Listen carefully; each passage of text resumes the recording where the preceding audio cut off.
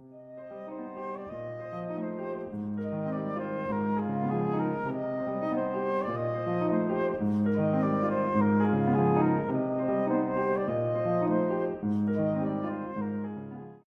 fazer o que fiz na outra quarta-feira.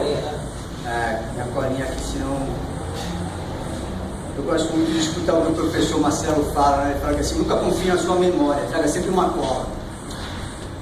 Então, vou falar de Gilberto Mendes, que nasceu no dia 13 de outubro de 1922 e na próxima segunda-feira completa 92 anos.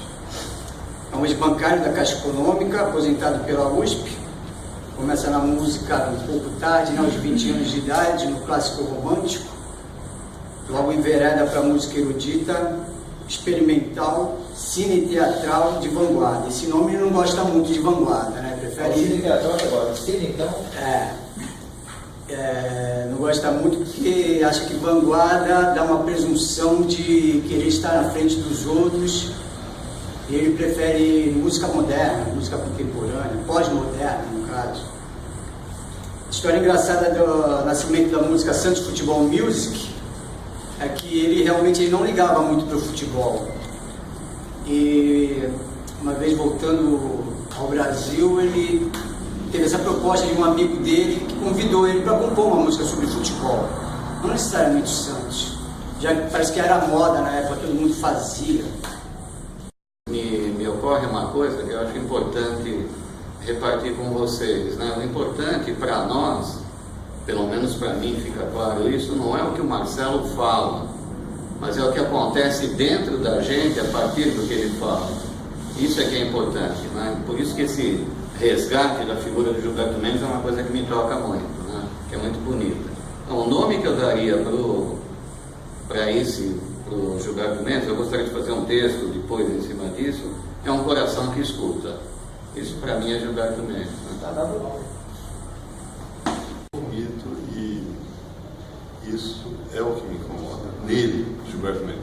Eu acho que tem que humanizar. Então, eu primeiramente achei que pela capacidade dele de gênio, de fazer uma organização como ele é capaz, ele poderia fazer uma ópera. Mas agora eu me dou conta que é por conta do mito que me incomoda que eu quero que ele faça isso, para humanizar, porque ele fica muito além do mito. Por exemplo, ele era bravo. Você vai ver no filme, ele não é nada bravo. Então, essa coisa da energia dele, canalizada por uma atitude brava, né? Hormonal, talvez, da época, né? Isso humaniza e torna acessível. A gente é capaz de ser igual a ele. O mito não, a gente nunca vai ser capaz de ser igual a ele. Então a ópera, que ele tem todo um cabedal de conhecimento que ele passou, tudo, seria a destruição do que me incomoda. Então é covardia minha, né? Porque eu não quero enfrentar o mito. Eu não sou capaz de enfrentar o mito. Eu assumo isso, sendo a minha fragilidade. Mas um ser humano eu seria capaz. E eu quero enfrentar ele. Ser humano, mas no bom sentido. Né? Tem uma pergunta que eu gostaria de fazer para ele, né? Inicialmente, né? Gilberto, teu coração tem 2 ouvidos, porque para mim você é um coração que escuta. Uma coisa que me chama muita atenção nele é a afetividade dele, né? O quanto o afeto está presente, e isso do menino estar vivo nele também é muito forte. É uma pessoa que soube envelhecer. É bonito de vê-lo na idade que ele está, né? E o tipo de atitude que ele tem com as pessoas, como ele interage com as pessoas, né? O ser humano que ele se tornou aos 92 anos. Isso é uma coisa muito bonita.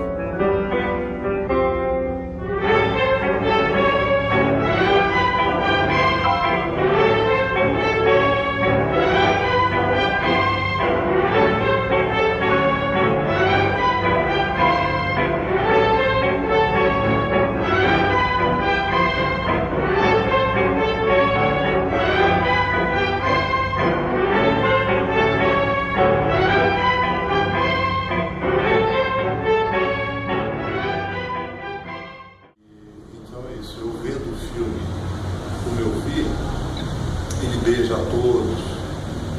Será que ele foi sempre assim, na vida pública? O maestro, eu tive o Roberto Martins, foi meu regente por 8 anos. O Roberto Martins é muito bravo. Só que o Roberto Martins falou assim: ó, vocês não sabem o quanto o Gilberto Mendes é bravo também. Hoje o Roberto Martins não é tão bravo. Então ele é mais humano. Agora o medo também, por outro lado, ele é frutífero, né? Ele gera frutos. Então, por que não mostrar isso também? Uma ópera dá vazão a todos os sentimentos humanos. E eu acho que seria interessante. É por isso. Na verdade, eu vou usar um recurso aqui de contação de histórias, né? Então, eu vou fazer um pouco diferente. Eu vou mandar um recado para o Gilberto. E talvez o colega colocou uma coisa que eu não soubesse, porque eu fiquei sabendo da pessoa Gilberto pelo documentário. Ele é bravo? As pessoas gritam muito, né? Bravo! Será que ele é? Então, eu acho que foi bravo. Não sei, ele não apareceu, né? De repente não é. Como é que uma pessoa que chega e beija o presidente é bravo? Ele deixou de ser, de repente. Porque ele faz isso, ele mencionou no documentário, ele faz o que dá sentido para ele, faz sentido para ele. Então, se você faz uma coisa que faz sentido para você, você é humano e você tem prazer naquilo. Então, é aquilo que eu tinha falado, né, na segunda-feira. Ele é um menino que olha a segunda estrela direita, que vai para aquela terra lá que ele conhece, mas que volta e traz daquela terra que ele conhece aquelas coisas que ele sempre quis fazer. E que de vez em quando ele vai e guarda num baú, e que aí chega um amigo dele: mas o que é que tem nesse baú aí? Cara, isso aqui é maravilhoso, vamos tocar isso aqui. E ele fala assim: nossa, é verdade, isso aqui. E ele vai dançar com a neta e ele pula lá em Berlim, no meio da avenida. Então, essa pessoa faz sentido para mim. Porque ele não tem medo de ser aquele menino tipo Peter Pan que coloca a mão na cintura e tá tudo certo. E as pessoas não conseguem nem definições para ele. Então, menino Gilberto, de 92 anos, eu quero um abraço. Então, a melhor coisa que o conselho pode dizer, né? Eu escrevi algo baseado no que eu Eu acredito que é o seguinte: nós fazemos o nosso próprio futuro. Eu não acredito no futuro. Eu acho que o futuro existe em várias vertentes. Cada decisão que você tem em frações de segundo é que você vai formando o seu futuro. Então eu escrevi uma história paralela em função do que eu vi. Vou ler agora. O futuro tem vários caminhos. Giba ou Gilberto Mendes. Gilberto Ambrósio Garcia Mendes ou simplesmente Gilberto Mendes.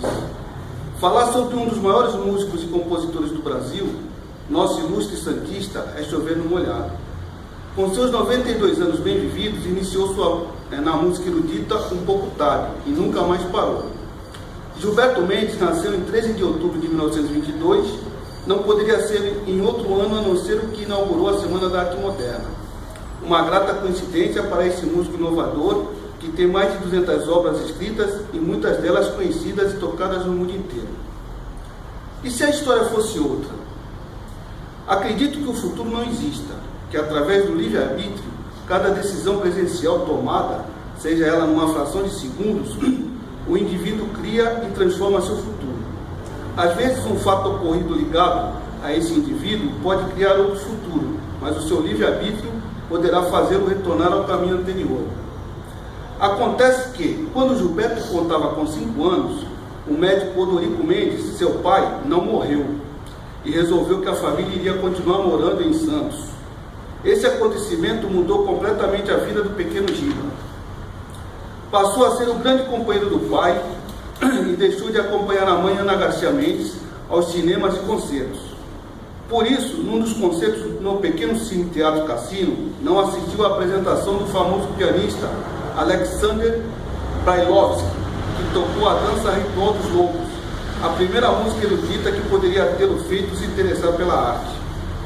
Giba ia muito ao consultório do pai e, entre estetoscópios, aparelhos de pressão e termômetros, resolveu que seria um médico como o seu Odorico. Poderia se tornar um psiquiatra e, entre uma consulta e outra, não teria escrito o último tango em Vila Paris.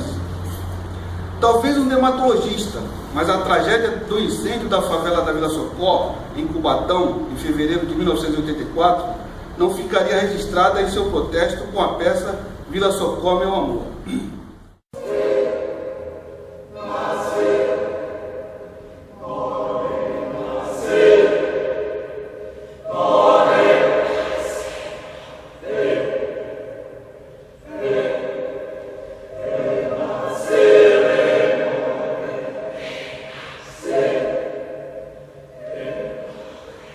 Gilberto Mendes, ou Gilberto de Santos, como ele quer ficar conhecido por se achar um compositor provinciano, tal qual o filósofo Tales de Mileto. Ele mora pertinho de nós, bem ali no Boqueirão. Existe outro Mendes, que tenta arranhar o céu, mas o nosso Mendes, o Giba, através das suas tantas obras criadas, esse sim, leva os seus adeptos até os céus sem precisar de elevador. São Tomás de Aquino, na Suma Teológica, ele argumenta que nada nesse mundo consegue ser ao mesmo tempo causa e efeito. Por exemplo, a lenha, ela contém o fogo, mas ela não consegue gerar o fogo, ela somente abriga. Um taco de sinuca, quando ela transfere energia para a bola, ele perde energia. Transfere energia ao mesmo tempo a perde, ou seja, nada consegue ser ao mesmo tempo causa e efeito. Então, todo efeito tem uma causa externa, que por sua vez teve outra causa externa, e por aí vai. Esse é o argumento para a existência de Deus. Se você estender essa cadeia de causa e efeito até o infinito, você vai estar fugindo da pergunta. Tem que ter uma causa que não seja causada. Isso, segundo São Tomás de Aquino, seria Deus. Ou seja, Deus é um motivador universal, ele é o ato puro.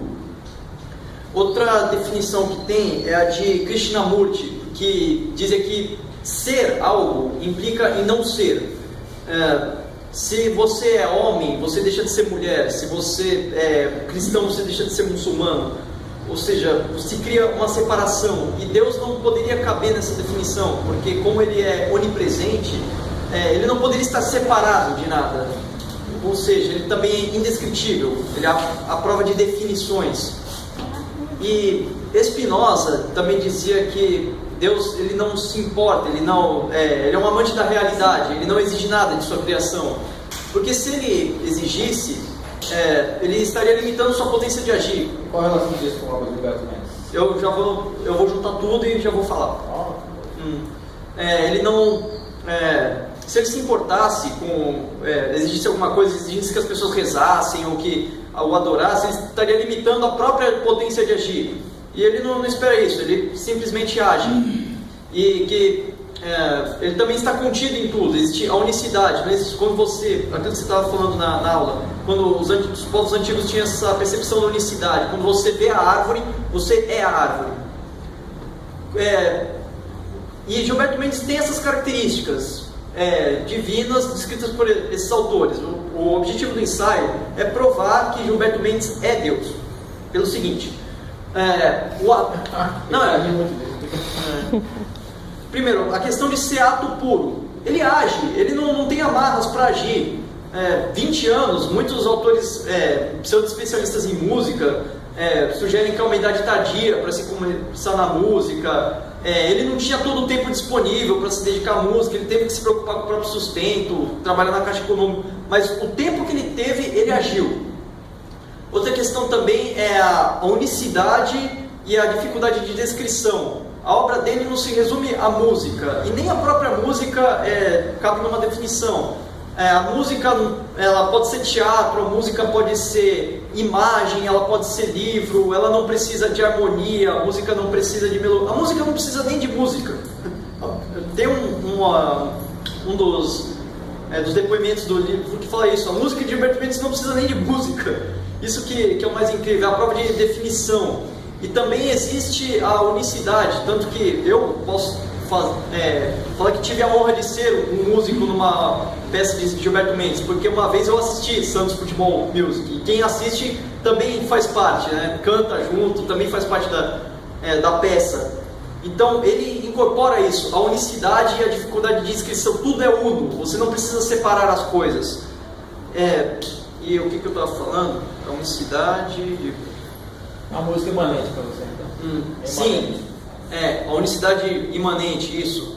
E o que eu estava falando de Spinoza também, de ser um amante da realidade, que não existe julgamento, tudo para ele se torna motivação. A morte do Jorge Peixinho, que entristeceu ele a princípio, mas ele transformou isso em música.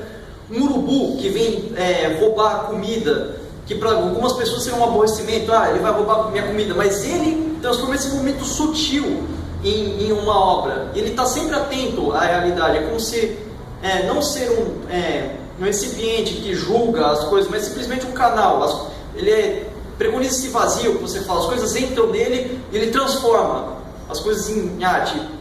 Então, quando eu digo que Gilberto Mendes é Deus, não quero dizer um mente superior que julga e que separa. Ele é o próprio Deus, ele é a potência de agir. É isso que eu quero dizer, a potência de agir, a unicidade, e que nos dá essa receita da felicidade.